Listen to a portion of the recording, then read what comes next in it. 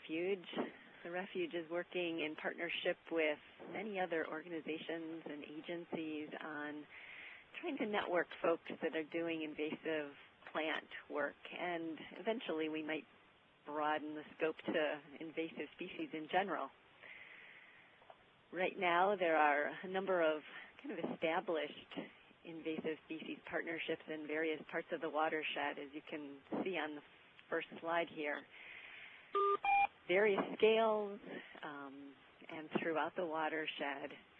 I'm sure there's more people that are doing good work in the watershed, and we'd like to link up with everyone. So if you know of other people who are doing good things that are outside of these established groups, please do let me know, and we can pass the word on to them.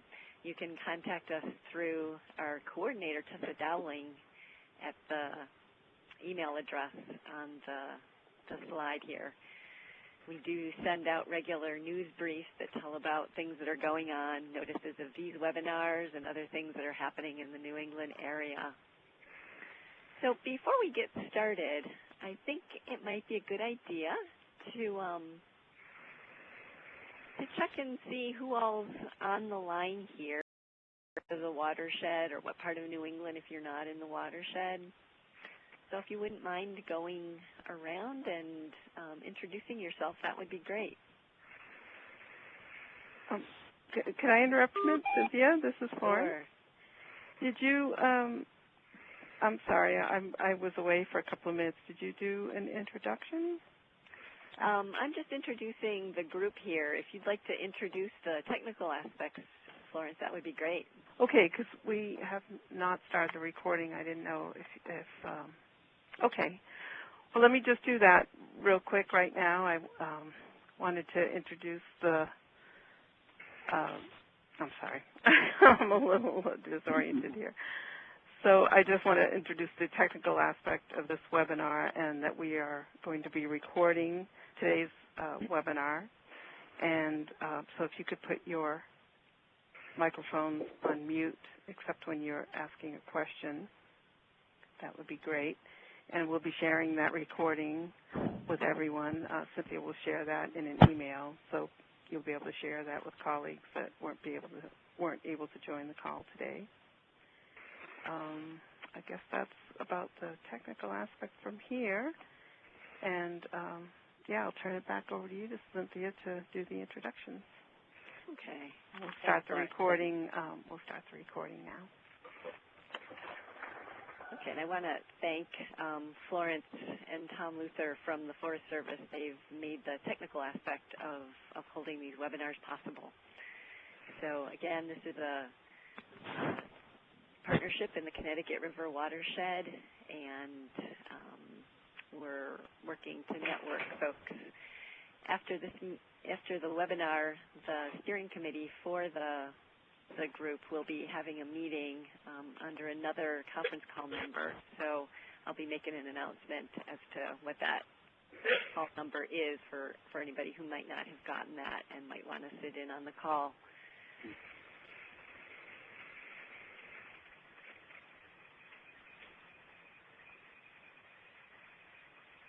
So our speaker today is Malin Clyde. She's with the University of New Hampshire as an extension specialist in community volunteers. And she's a project manager for this new initiative, the Stewardship Network New England.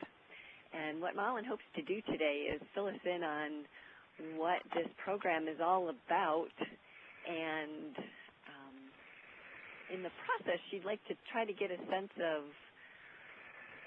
who's interested in possibly being connected. She's trying to get a sense of who's doing what in the watershed and in New England that the network, the Stewardship Network, might be able to network in with what they're doing. So I'd like to go around right now and do introductions of everybody who's on the line. So I think I'm going to use the attendee list here, and we'll just go from there. So Angela. Hi, this is Angela Troy-Patel. I am with the Nature Conservancy, and I work in Western Massachusetts, and I'm also part of WISP, Westfield River Invasive Species Partnership, which is part of the Connecticut River. Thanks, Angela. Bill Brumbeck. Bill, are you there? Okay, we'll go down to Charlotte Pyle. This is Charlotte Pyle. It took me a minute to get that mute off. I work for NRCS in Connecticut, and our interest in the watershed is that we have cost-sharing programs that can help people manage forest lands and other lands, and that includes invasive plant work. Great, thanks, Charlotte. And Florence, you didn't really get a chance to introduce yourself. Oh, I am Florence Peterson with the U.S. Forest Service. Jordan? My name is Jordan Gibbons. I'm with the Connecticut Agricultural Experiment Station down in New Haven. Great, welcome. Malin, we'll let you introduce yourself again once we start the webinar. How about Roger? Yes, this is Roger Mont, the U.S. Forest Service, and I'm involved in this grant to the extent of monitoring the grant, and I've been to one of their sessions already, which was extremely well attended, and I'm just looking forward to seeing this thing spread throughout New England. So, enough said. Great, thanks, Roger. And Tom? Hi, I'm Tom Luther, and I'm with the U.S. Forest Service in Durham, New Hampshire, as well with Florence and Roger. And I work as a GIS specialist and typically help out with some of the technical aspects of these webinars. Great. Well, thank you, everyone. And, if we should go back to Bill. Bill, are you there to introduce yourself?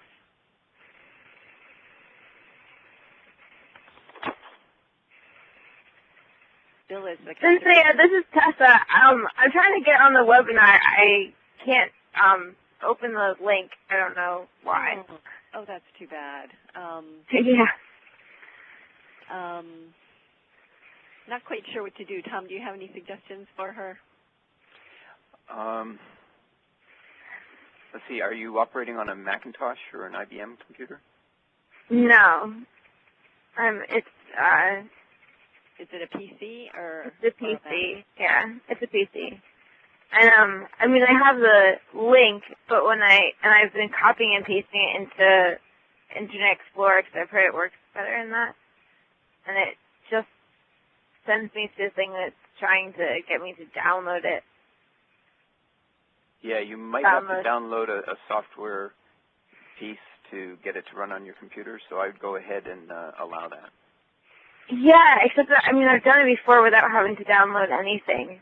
And also, have you tried just clicking on the link rather than copying and pasting it into a browser? Yeah, the same thing happens. It lets me get to join meeting, but when I try and join meeting, it just has it downloads a launch file, and that doesn't lead anywhere.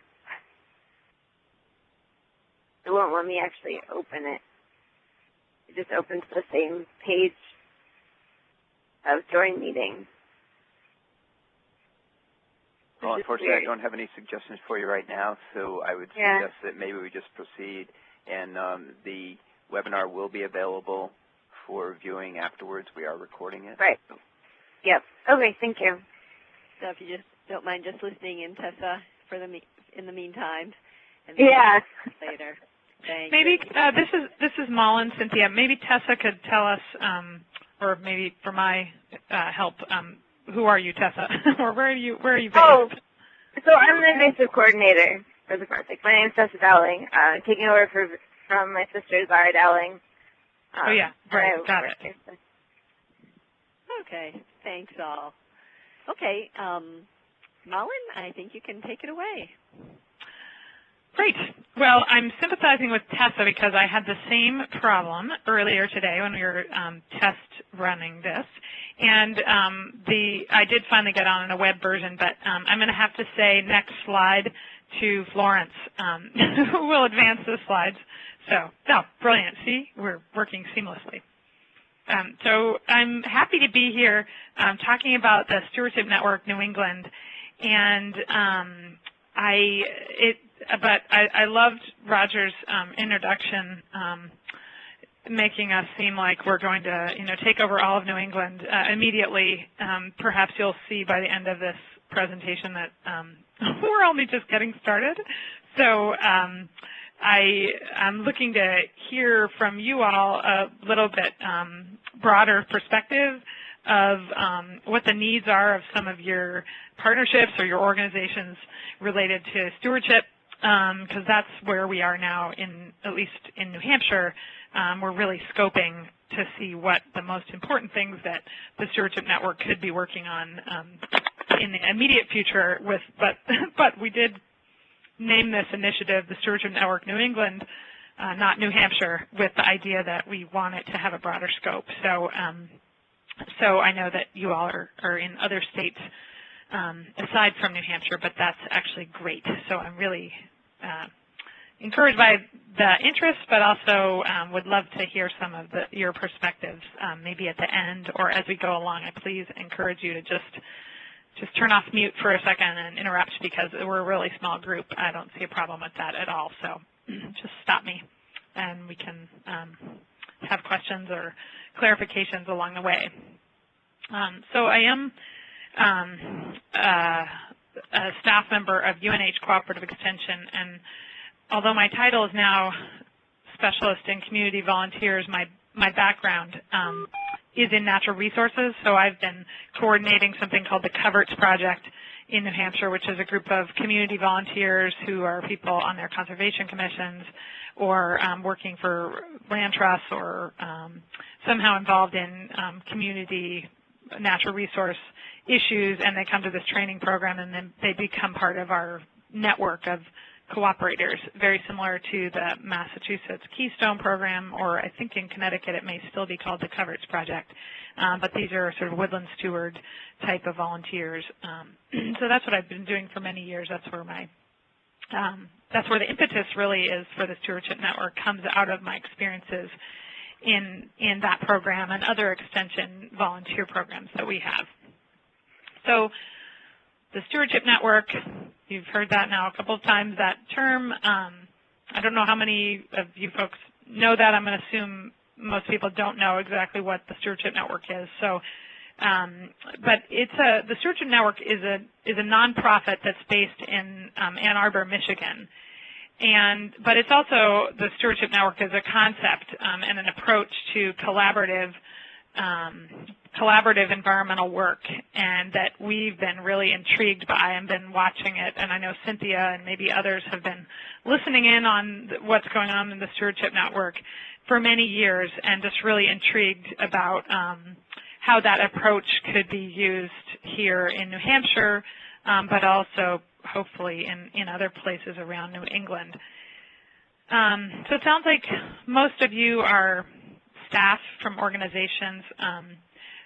Maybe a few people might also be volunteers. I wanted to, this slide refers to, well, first of all, there's me. I think it's weird on a conference call or even a slideshow is you have no idea who's talking. So I'm the second one from the left. Oh, thank you. With the red dot, just so you know, that's who's talking. But the two women on the right are both staff members from the Stewardship Network in Michigan. And then the person on the left was my co-conspirator to bring the Stewardship Network folks to New Hampshire last year for a meeting. Christina Farrar has since moved to New York State and is working for Cooperative Extension in Syracuse. So maybe you'll meet her someday. But she's no longer with the project, which is terribly sad. But anyway, that's who that is.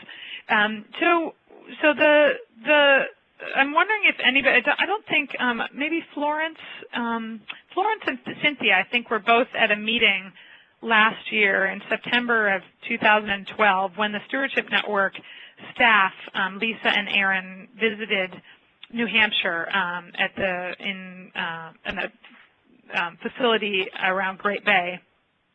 And that was sort of the culmination of a couple of years of curiosity and discussions that we've been having with the Stewardship Network about what they do. And they're based in the Great Lakes, and I'll show some slides later that talk a lot more about the kind of work that they do. But their mission is to connect, equip, and mobilize citizen volunteers and conservation organizations to care for land and water in their communities. So they're stewardship focused, but they're also volunteer focused. But they're about increasing capacity of organizations and people to care for land and water. So that's their mantra. And in order to bring the folks out here, we started doing a lot of, phone calls, sales pitches to conservation partners, trying to get people excited about this idea. They've been hearing, we had some attempts to bring people together around the issue of volunteers and matching interested volunteers with conservation projects, but had struggled with the fact that in New Hampshire, our state agencies and big conservation partners, for the most part, were not actually working with volunteers very much. There's really only 2 organizations in all of New Hampshire that have a full-time person working with volunteers, which means that there isn't a lot of working with volunteers. And those are the Forest Society, which is one of our largest statewide land trusts, and then the U.S. Forest Service has a volunteer coordinator up in the White Mountains. But when we held this forum, we thought 30 people would be great. We ended up having 80 people register, and they were from 50 different organizations, mostly from New Hampshire, because that's our focus, just because we're at the University of New Hampshire. But also we had people come from southern Maine, we had people come from Vermont, we had people come from Massachusetts. Cynthia was there, and Florence. And we heard from the Stewardship Network folks about what they do, and then did a bunch of facilitated discussion about what the possibilities might be in New Hampshire, like was there interest. So I thought I'd share just what we learned at that, and again, this is about 1.5 years ago. Really a lot of excitement, enthusiasm for the idea of the Stewardship Network as it was presented to us, that there is a lot of work that needs to be done among our organizations, all the way from local conservation commissions, all the way up to federal fish and wildlife agencies or the Forest Service or whatever. But that there's a need for resources such as more volunteers, tools, equipment, expertise, training, and funding for stewardship projects. But also that in particular, organizations need help with the volunteer management piece, because that's one of the barriers. Does every group have to create a whole volunteer program? So they need help with recruitment, training came up, coordination, management, retaining volunteers, all that kind of stuff was mentioned as a real need. And finally, the need for somebody to fund help in this area and sort of coordinate it. And Extension, I've been working for years to try and figure out if this is a good role for Extension, and have developed we have quite a bit of expertise in working with volunteers in Extension, with master gardeners, but also the Coverage Project, and we have it used to be called the Community Tree Stewards Program. So we have a lot of volunteer programs. We have lay monitoring programs, so water quality monitoring. We have a coastal research volunteer program. So lots of adult volunteer programs that deal with natural resources. So that's a level of expertise. But even our volunteer programs are not really, the people are not connected to each other in any way. So even looking at that, there seemed to be a value in trying to be more efficient about training, but also connecting people to projects that are out there in their communities or with conservation partners.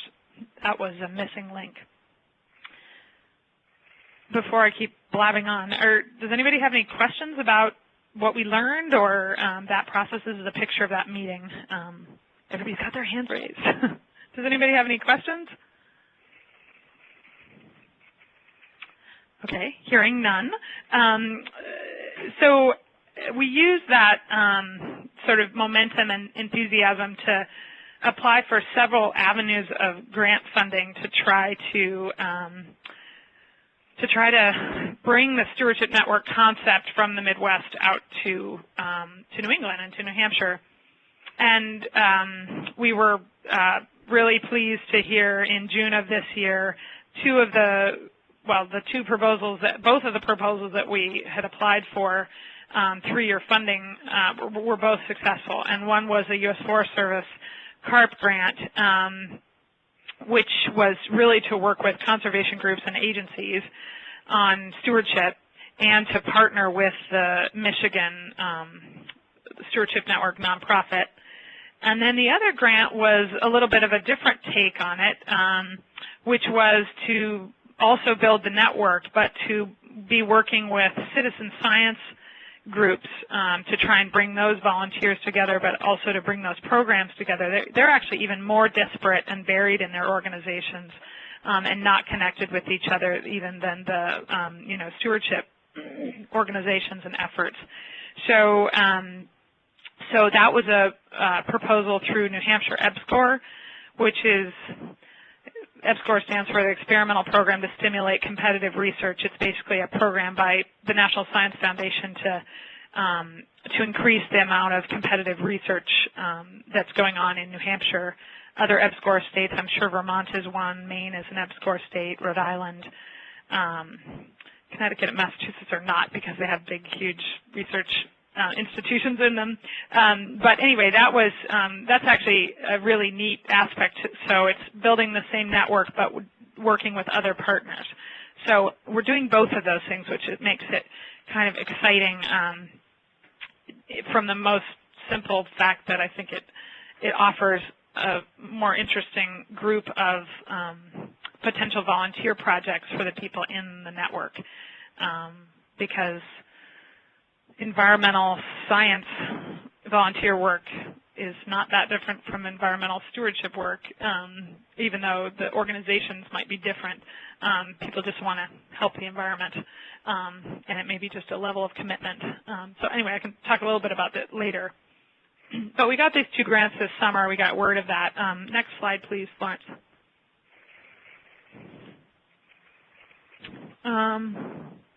Actually, we can go on to the next slide. Sorry, I got a little ahead of myself. Yeah. So what to do first? We first went out to Michigan. The other staff person, Ellen Snyder, who's working on this project with me, we flew out to Michigan and spent 3 or 4 days with the Stewardship Network folks there, picked their brains, worked out how we were going to try and work together for the next 3 years and hopefully the foreseeable future. And we really got a sense of their philosophy and their approach and really recognized that this is a grassroots, needs-based kind of approach, which I'll explain a little bit more as we go on. But we really needed to do some more information gathering and engagement with potential partners in order to learn what we should do first.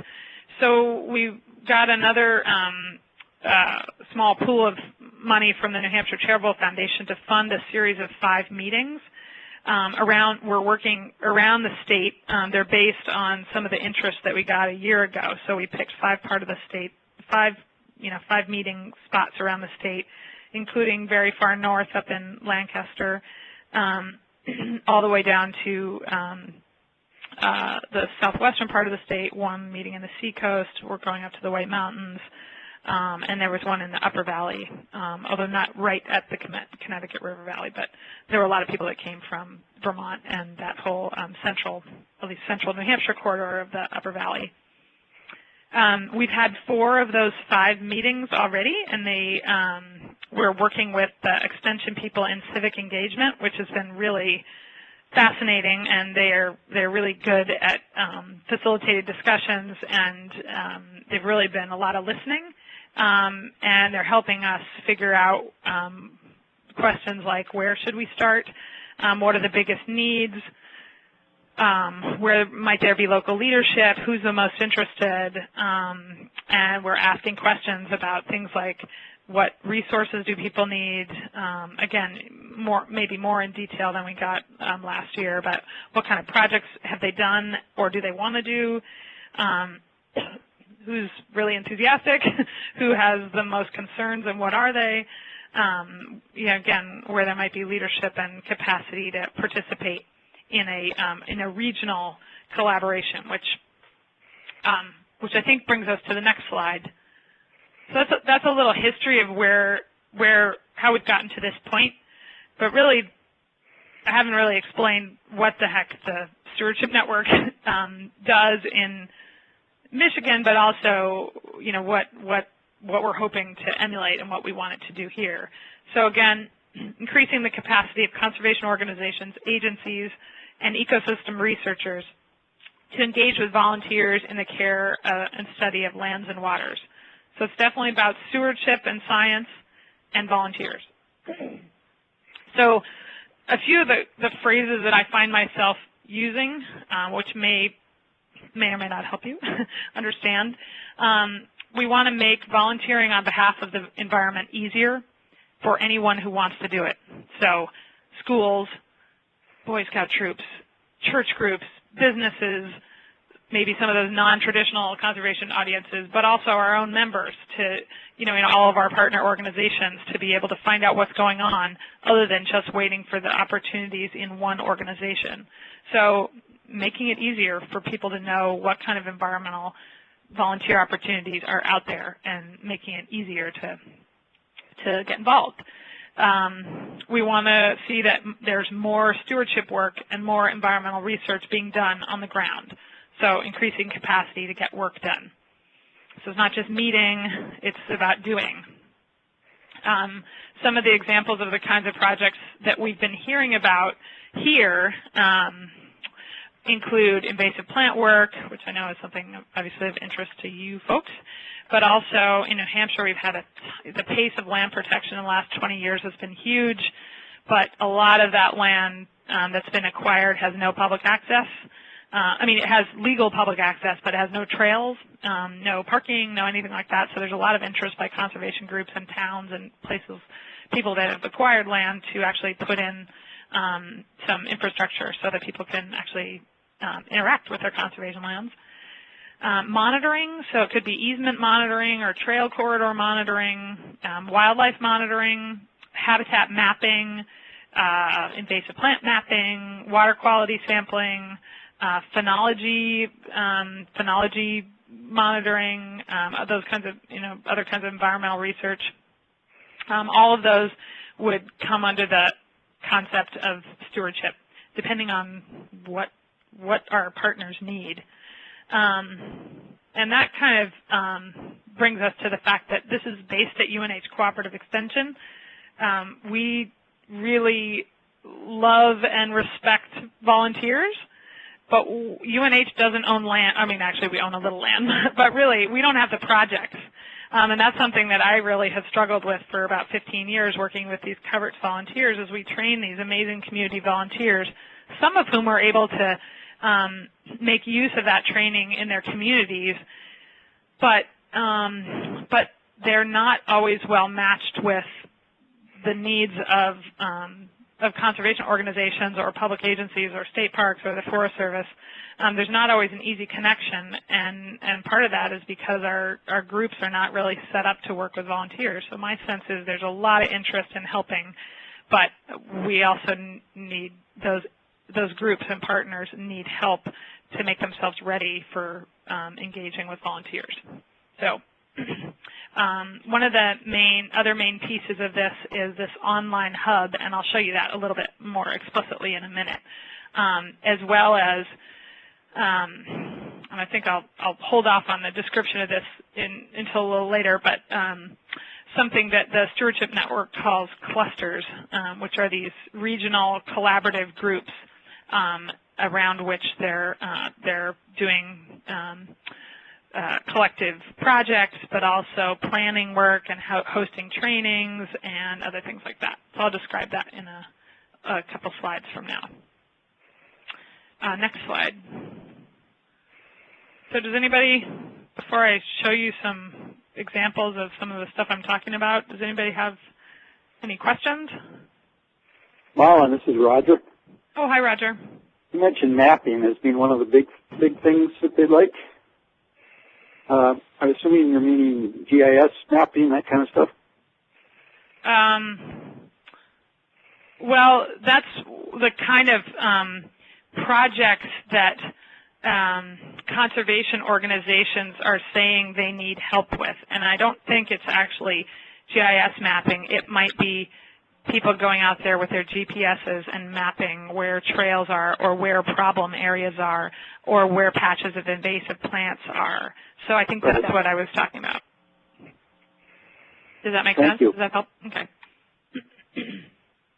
So since this is a PowerPoint presentation, I was realizing I couldn't show you how these websites work, but I wanted to give you a sense of the Stewardship Network's web resources and what we're going to be emulating in here in New England, because we're sensitive to the fact that some of the issues are totally similar to the Midwest. Obviously, invasive plants. Here's an example of garlic mustard. In New Hampshire, garlic mustard is only in the southern and upper valley regions, I guess, yet. But in other parts of the state, that is not a relevant, unifying symbol of stewardship. So, and things like they have training in wild rice management and, species that we don't have here. And so we really have this recognition in the partnership with the Stewardship Network that either they need to become more general and that we need our own sort of regional hub just because of the issues here. Although there are some similarities, there are some, pretty significant regional differences in terms of what people are interested in and what is the ecology out here. We have the whole marine system, for example. They have the Great Lakes, but it's pretty different.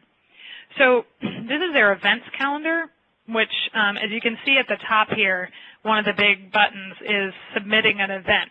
So it's sort of an important consideration that partners are able to easily post their opportunities on their calendar. Next slide. We'll pretend we're scrolling down that page. So this is an example of their events calendar. Again, it's not really in calendar format. We might do it a little differently, and I'll show you a slide of that in a bit. But you can see that it's by date. It's pretty easy to figure out the totality of what's going on in the Stewardship Network, realm. There are all kinds of different work days and training and educational. They're educational events, but they really are related to stewardship in general. And then under the provider column, you can see they're sponsored by all these different organizations. So it's pulling information from all these different organizations that are sponsoring these.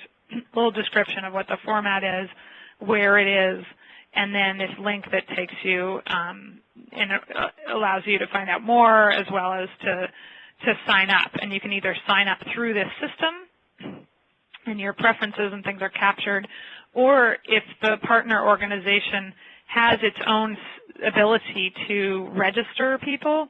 So I think the one that I've experimented with was the Michigan Department of Natural Resources actually has its own pretty sophisticated volunteer management system. So that link will actually take you directly over to the Michigan Department of Natural Resources site.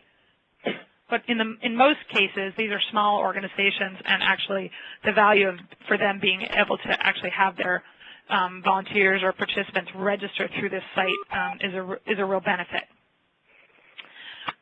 So next slide. Another thing that the Stewardship Network offers, which probably some of you had participated in these because I know Cynthia promotes these webcasts that are run by the Stewardship Network. The one that was on Wednesday was about composting invasive plants, and I know a bunch of people that I know who've been coming to these meetings. I sent this out to folks, and there's a lot of curiosity about that issue of composting invasives. Some of the webcasts, again, have little to do with New England ecology and maybe wouldn't be of interest, but I would say probably half of them are of interest to, or could be of interest to folks in New England, and we'll be promoting those. But also, the Stewardship Network will be partnering with them to host webcasts with people from New England that may relate more to our ecology, and so they're looking to expand their reach and the breadth of their topics. And it may be that, you know, eventually down the road we can host a New England specific series of webcasts when we have that ability or that technology.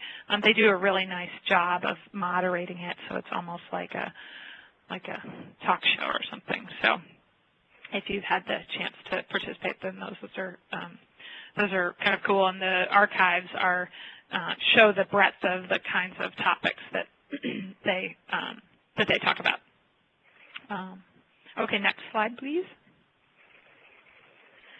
So this is just a screenshot of a website blog that's part of the Stewardship Network called the Garlic Mustard Challenge. And this I wanted to show because it speaks to one of the sort of defining characteristics of the Stewardship Network and how it's played out in the Midwest, which is an ability to rally people from a broad geographical region who are involved in a whole bunch of different little disparate stewardship or conservation organizations around a single initiative. And they're talking a lot about the idea of collective impact. And it really is fun, and they do a really good job of making it fun. And so they do this annual Garlic Mustard Challenge where the different clusters, which I'll describe in a minute, compete against each other to see who can rally the volunteers to pull the most garlic mustard over a couple-month period. And they do a really good job of kind of leading the charge and inspiring people, and people get connected, again, through a pretty sophisticated communication system run by the Stewardship Network to really do an incredible amount of work pulling garlic mustard with all kinds of community groups.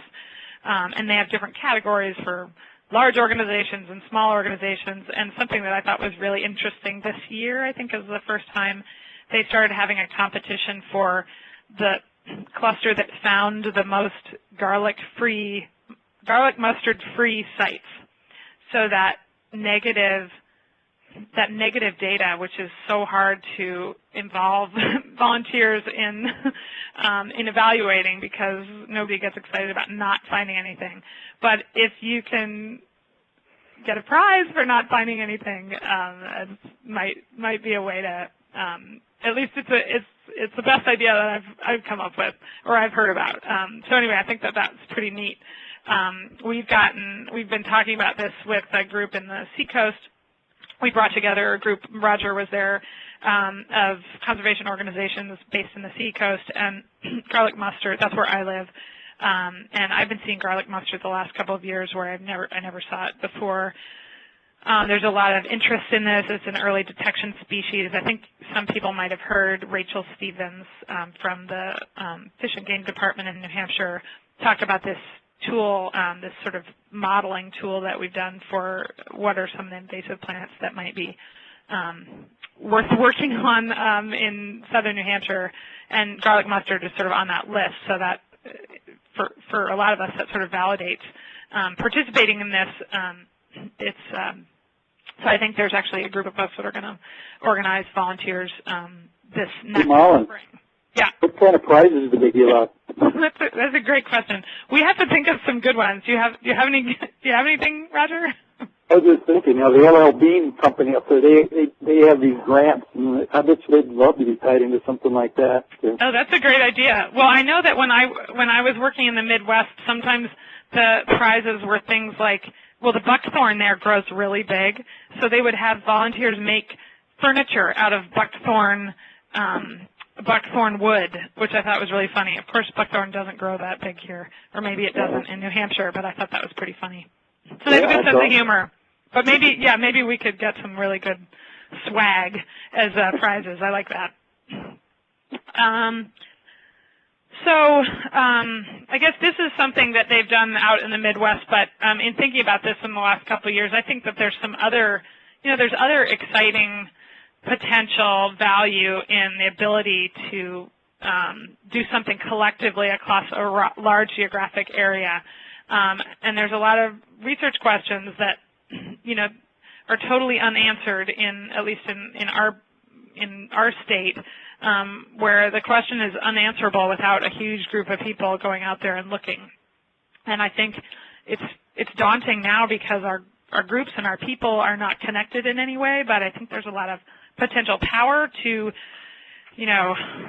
2016 will be the year of the vernal pool mapping, and we'll try and get, vernal pools mapped on one piece of conservation area in every town in the state.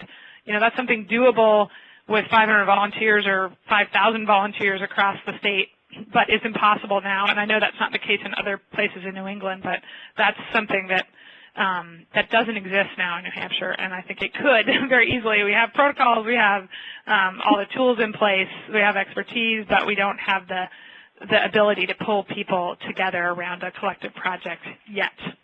So I'm really excited about that possibility. Hey, Malin. Yeah. This is Cynthia. So I'm thinking about the garlic mustard challenge, and that a lot of us in other parts of New England are doing garlic mustard pulls already. Do you think it would be appropriate to for us to link into the Stewardship Network challenge? Yes. I think that we should, and my question is, maybe we should do it.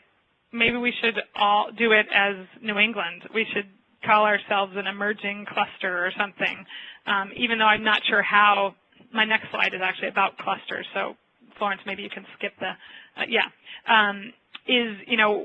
at this point, maybe we could do something collectively across the state, or we could, because we don't really have this structure yet, this idea of clusters, which I'll describe in a second, but why not? I don't think they're really strict about participation, but if we could sort of self-define us as, okay, we're going to try this New England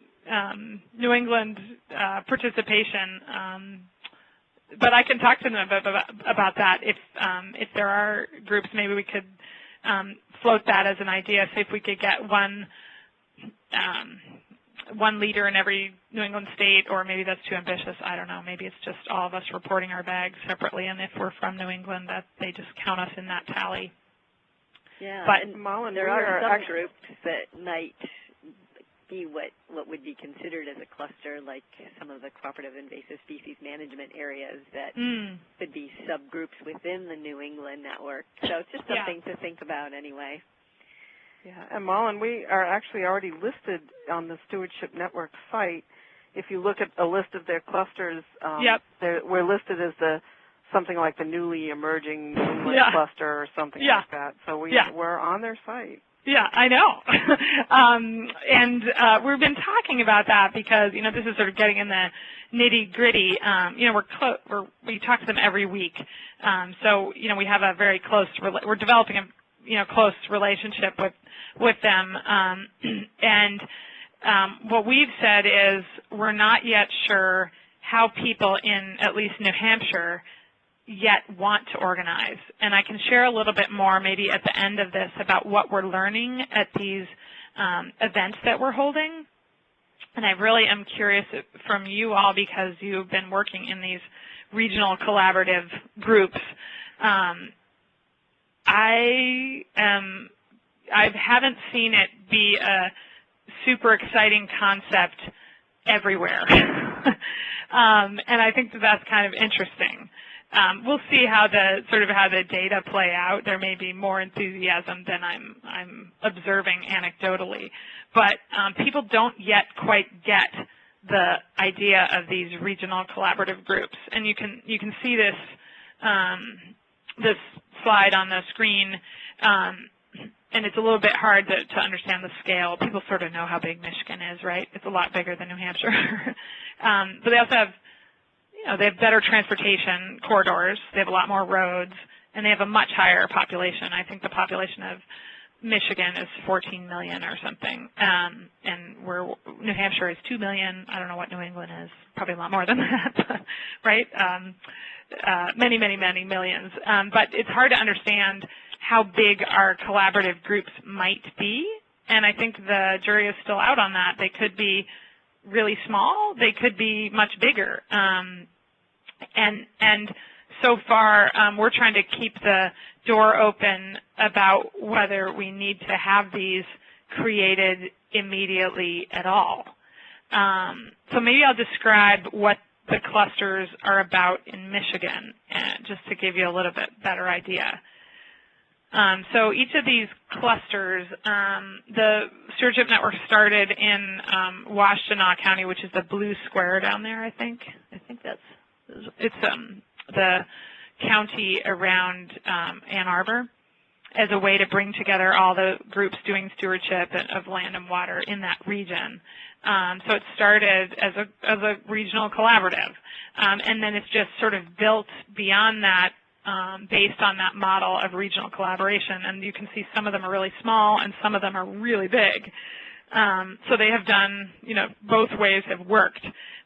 What they do is they organize collaborative training, so training needs that are desired by more than one group. So, for example, working with volunteers to monitor conservation easements, or invasive plant identification workshops, or, some of them are really obscure, like the ability how to identify a meth lab out in conservation land, which is apparently an emerging need in a certain part of the state. But those trainings are sort of unique to that area, or may not be unique. And I think it's not like people from other parts of the region can't come to that training, but those are trainings that are organized and come out of the needs of the organization in that collaborative area or in that region. They also meet regularly. They meet 4 times a year, so I guess quarterly. And they do things like they'll sponsor stewardship breakfasts, or they call it Steward Circle, I think. So they meet at a bagel shop, and it's open to anybody, volunteers and professionals, and they just talk about a topic. It might be invasive plant control. It might be what to do, wrestling about, some issue or some question that somebody poses, very informal, but it's about sharing expertise and sharing learning, which I think people have, has been going on for years and years and years, a lot of value to that by the participants. So that was kind of cool to observe. In some areas, they've had a lot of success sharing work crews and tools. We've done a little of that here in New Hampshire in certain pockets, but again, sharing literal things like tools, you can't do that on too wide a region because people have to drive back and forth and just sort of the management of that. But work crews, there's been a lot of enthusiasm so far in discussing that as a possibility, because a lot of our small organizations or even bigger organizations don't have the ability to hire a whole field crew for the whole summer, train them, and then put them to work for even 6 weeks. They can't even fathom 12 weeks of the summer, or spring and fall, and I only need someone for a week. But they've done a lot of collaboratively hiring field crews out in the Midwest, and we've been trying to partner with the Student Conservation Association, trying to learn about how that might be a way to, again, have conservation groups and agencies who might need just a week or 2 worth of field crew work could work with them. They do the training. They have a lot of expertise to collaboratively hire a field crew. And again, that doesn't have to be in one small geographical area. They could actually be spread out over a larger area. Hey, Malin. This is Cynthia again. On our next webinar in December, on the 3rd of December, we're going to be talking about how we might be able to use a strike team scenario to go out and deal with some of the newly emerging invasives that are coming into New England. We're talking about it on the Connecticut River watershed wide scale, but this, what you're talking about here, could fit in really well with that. If there was a work crew that was shared by many that could just go up and down the watershed dealing with these new invaders. Mm-hmm. I'd love to have you and anybody from the Stewardship Network who's involved in that kind of thing, maybe involved in the discussion during that webinar. So please do keep that in mind. Okay, keep me on your list. Okay. So I make sure to hear about that. And this is just a incipient idea. Right. And again, we would hopefully be in a position to help organize that or match the people with the projects with the organization that has the work crew. Yeah. Because obviously the pieces are there. The work's there. Everybody's had this work. And then the organization that has the work crews is also there. But it's the organizing yourself to make yourself ready for hiring a work crew. It's just logistics. It's funny how it's complicated. Yes. So there's been enthusiasm around that, and that I think makes sense on a regional basis. So, but maybe like what you're saying, maybe it could work on a whole watershed basis, even if it's the size of the Connecticut River watershed. If it's something really, really, really important like that early detection stuff. Mm-hmm. This is Roger one last time here, but there was a group up here in Falmouth. They've got a lot of community lands in the town of Falmouth, Maine, and they've had volunteers, mostly retirees, who've they got licensed to be herbicide applicators, and it's kind of interesting. There's like 3 or 4 of them so far, and if you had a group like that was available and they're very interested in doing this kind of work, they could go around perhaps an area to sort of like a strike team like that Cynthia was just talking about. So I've actually seen that work in a small community like that, so just wanted to pass that on. Oh, that's great to hear. I'd be curious about that, Roger. I know one of the frustrations in New Hampshire is the tough, obviously it's good to have standards, but the really tough standards for getting pesticide applicator licenses here. It's really, we have very few people who have that, that licensing. So a lot of people hire people from Massachusetts to come up and do the work, which makes it more expensive, obviously. But that's... I'll give you a name to talk to Bob Shafto there in Falmouth. He's actually the guy who sort of organized that group, and they're actually working in the Falmouth area right now. So I'll send it on to you. Okay. All right, Florence, let's move on to the next slide. So this is just more pragmatic, what we're hoping to create here. This is this website and this organization out in Seattle called EarthCore, and they just have a really slick system for conservation volunteer projects and the ability to sign up. And we're going to be using software actually that was developed for this website, and it's really nice. So I can show you. You'd click. This is the calendar. You'd click on one of these events. Go to the next slide, Florence. And you get to a page that describes the project, how to get there, the date and the time, and whether kids can come or not. You can see one of the tabs up there is youth volunteers on the far right, so that that there's some clarification about who can come, and then you click on that sign up button, and you get to this. Yep, go ahead, Florence. Yeah. So you get to this form that's online, and you'd fill this out, and the cool thing is that you can sign up. We're going to probably doing it a little bit differently than this is the way the Stewardship Network does it is that people actually sign up to hear about things that they're interested in. So you're selecting your preferences, and those might be for people who are really into plants, either native plants or invasive plants. They might click that. Some people are really interested in coastal issues, and they might click that.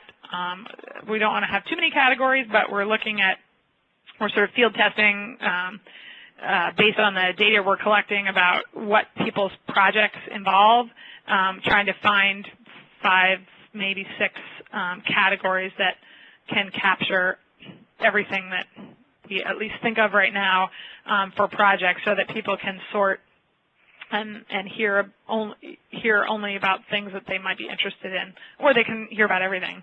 But the idea is that this is push communications. So it's not that they have to come to this website every time they want to hear about something. It's pretty sophisticated software that sends out emails with hopefully with digested information that only contains information that you asked to hear about. So I think the Stewardship Network even sometimes does it by geographical location. I only want to hear about things in New Hampshire, or I only want to hear about things in Massachusetts. Although I still think this is New England, people can travel. If it's something that's really interesting for them, there might be a value in, and I guess people can hear about something that relates to just New England. Haven't really sorted that out yet, but the capacity is there in the software. It's really slick. So it's going far beyond anything that we're capable of now in Cooperative Extension or really any of our partners. So we're really excited about making that that technological leap. So next slide, please. Okay.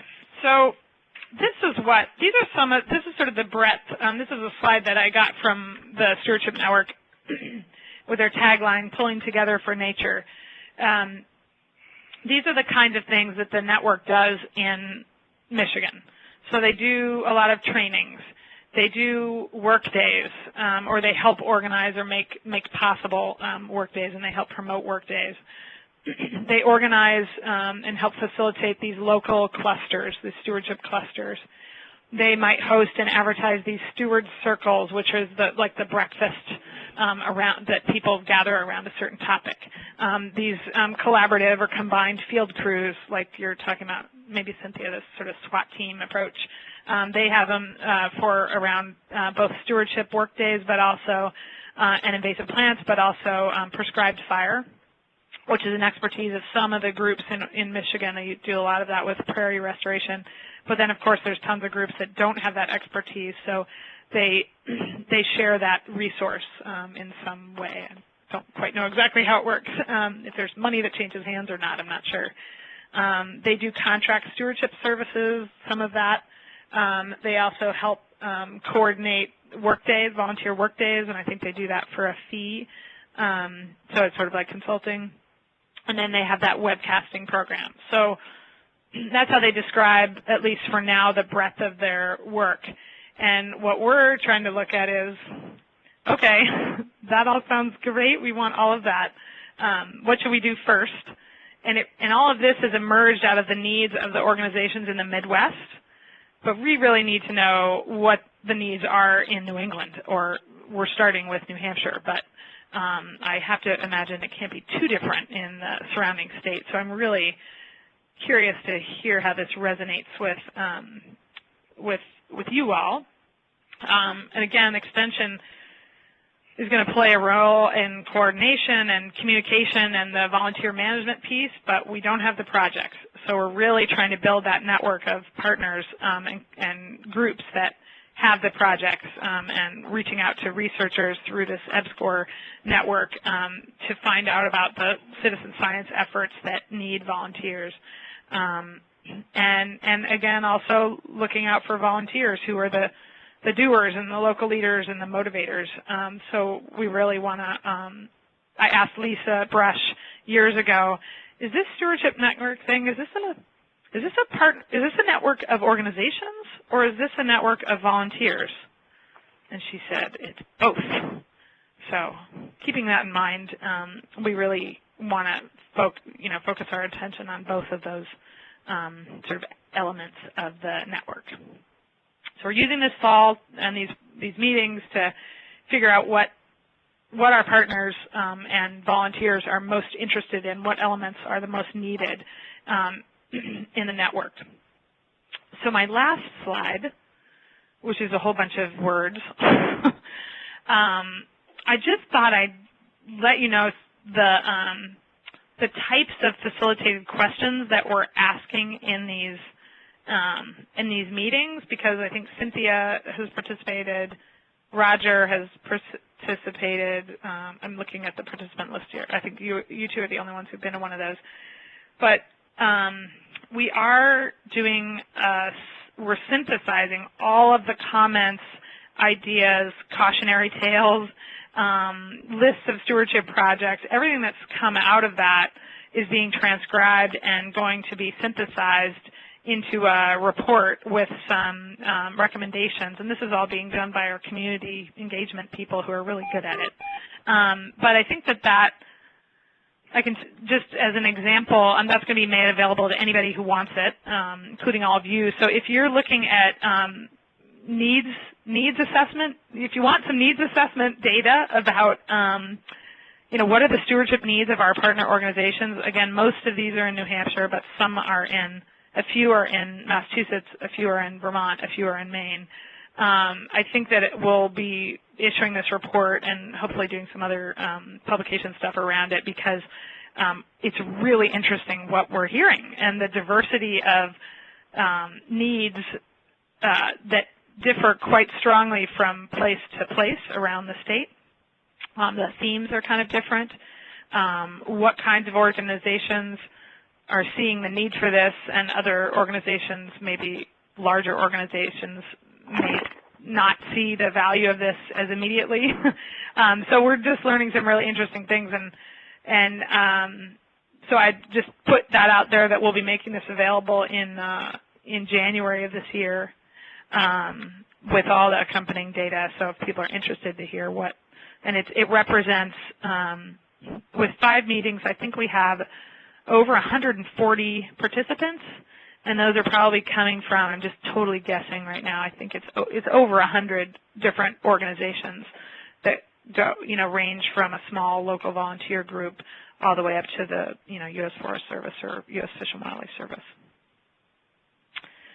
So I could ask to turn it around and see if, if any of these questions that you'd be interested in offering your thoughts about the needs, what about the idea of a network seems valuable to your SISMA or your group, and what do you think if you have some cautionary tales, what do you think we should work on first?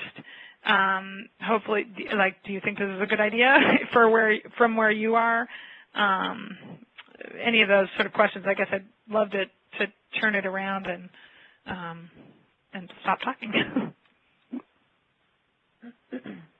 How much longer do we have on this, Florence? In the slideshow? I'm sorry, Roger. This is my last slide. Well, I just had a quick question. I'm just a volunteer on the local land trust up here, and it'd really be neat if we could take this PowerPoint once this thing gets further along, I guess, but to take it into that land trust and say, this is what could be available for us.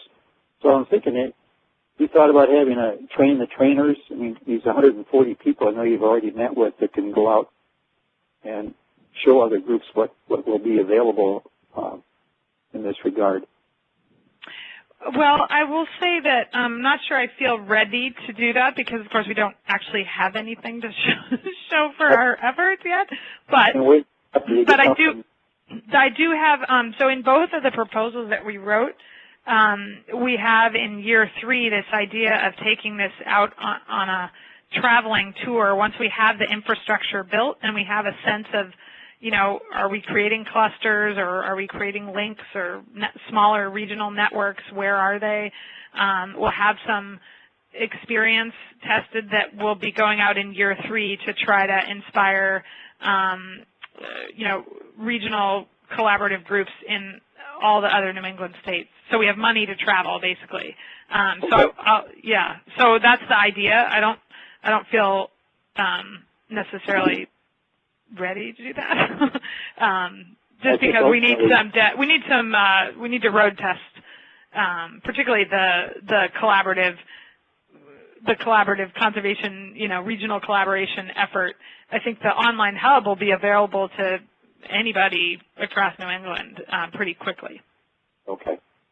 Thanks.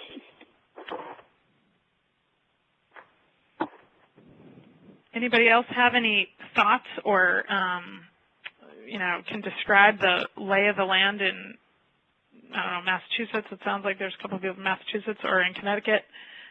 Does this sound like it fills a gap in your region in any way?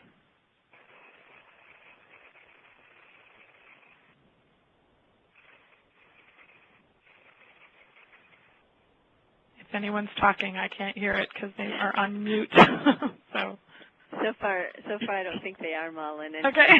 Quiet group. I should have given you a heads up a while back that we are getting close to the time when we would need to end. Yep. Because we are having our steering committee meeting that was supposed to start at 2, and it's 2:05 at this point. Yep. But I really would like to invite people to go ahead and continue to talk with Malin and give her some feedback if you see potential or if you don't see potential even, and even if you need to leave the call to get onto the steering committee meeting call, which I have talked with someone there who's going to be the person that lets everyone know that we are running a little late. So Karen Lombard is taking care of that right now. But I would like to give people an opportunity to say a few words if you would like to give Malin some feedback.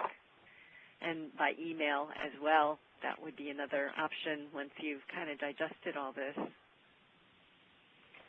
Malin, you might want to just mention as well that there's you have one more public meeting, which I guess is next week in Albany, New Hampshire. Yeah, that's a good point. Albany, New Hampshire, which is up by North Conway. I can't imagine that's very convenient for anybody, but it's our last one. It's up near the White Mountain National Forest. So we have our last one on the 19th at 9:30 in the morning. If you're interested, you can go to if you Google the Stewardship Network New England, it takes you to our temporary web page that has a map and registration information. But the other way to connect is just through me, and perhaps Cynthia you can Google the Stewardship Network New England, or I guess I should have put my email address here on the end, but Malin is Malin, and I'm probably one of the only ones in New England, so if you type in Malin and Cooperative Extension, you'll find me. So maybe we can we're include done. your email address as well when we send out the link to the recording. Sure, that's fine. Yeah, we can definitely do that.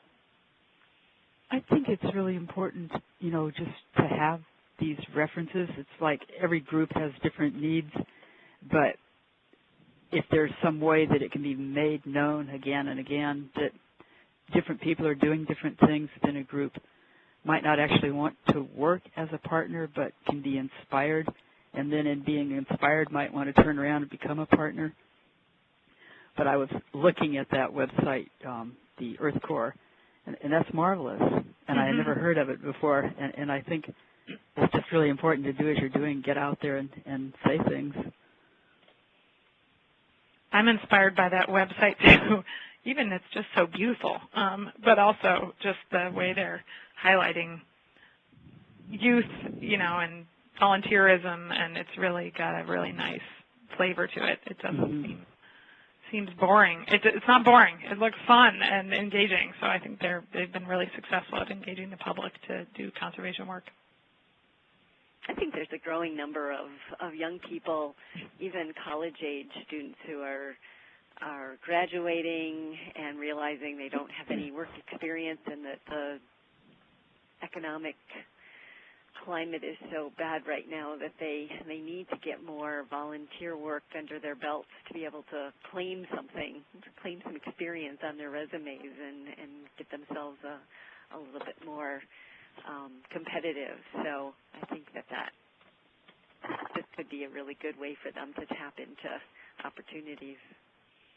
Boy, with the biggest unifying or shared joke, it's not a joke, but around with all these groups that we're talking with is everybody has received the call from the intern or the person looking for full-time volunteer work, or the group that has 50 people available to come next Wednesday to help do a project, but but it's so common for the organization not to be ready for that. Like there's a timing mismatch.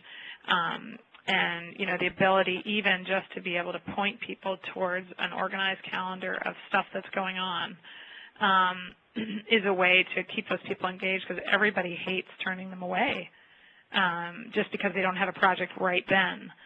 So we can both do better at organizing ourselves to think of volunteers, but then the Stewardship Network has got to be able to bring the volunteers to the projects when they're there, but also just being able to share the possibilities across a broad number of groups so that we can engage everyone at the moment they want to be, at the moment they're available. So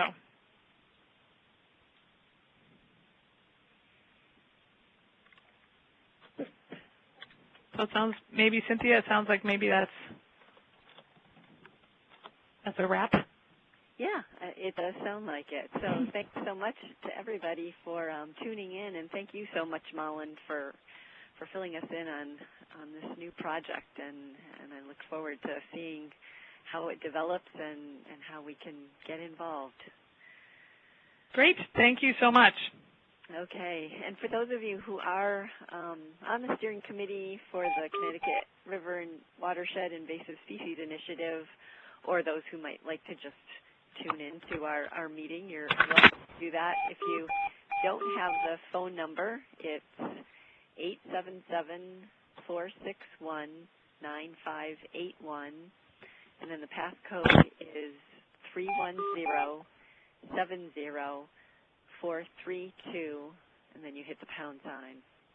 That's 877-461-9581, passcode 31070432, and we'll regroup under that number and as soon as people can tune in.